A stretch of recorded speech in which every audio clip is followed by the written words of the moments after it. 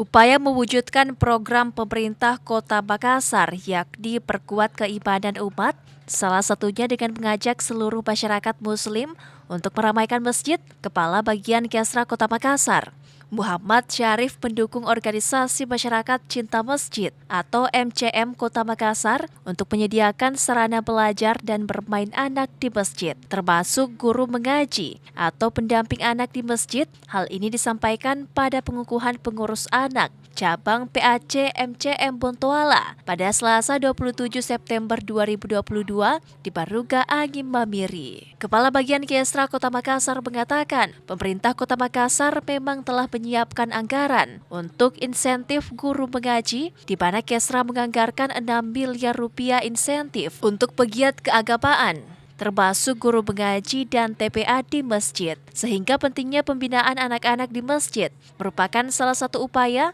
agar masjid tetap ramai dan membiasakan anak berada di masjid. Pemerintah Kecamatan Bontoala sangat mengapresiasi dan mensupporting. Setelah itu visi utama dari MCM di Bontoala itu bagaimana masyarakat semakin cinta masjid. Kalau kami ingin melakukan kolaborasi yang lebih real, itu bagaimana mensinergikan program MCMI dengan program pemerintah Kota Makassar. Masyarakat kita untuk senantiasa semakin rajin ke masjid sehingga ada pertambahan jumlah masyarakat yang senantiasa ke masjid. Kemudian melalui program masyarakat cinta masjid itu harus sinkron dengan program Bapak Wali Kota Makassar, yaitu jadi anak-anak kita sebaiknya jangan diarahkan untuk dilarang ke masjid untuk bermain-main. Arahkan mereka untuk main-main ke masjid.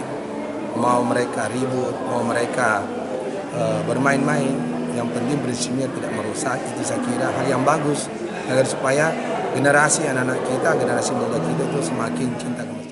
Sementara itu, Camat Bontoala menyebut ada 23 masjid yang ada di wilayahnya telah diberi ruang untuk pengurus masjid atau pihak MCM menunjuk guru mengaji yang dapat mewakili masjid untuk didaftarkan ke pemerintah Kota Makassar sebagai penerima insentif agar program perkuatan umat lebih dimaksimalkan. Ira, Fajar TV dan Fajar Radio melaporkan.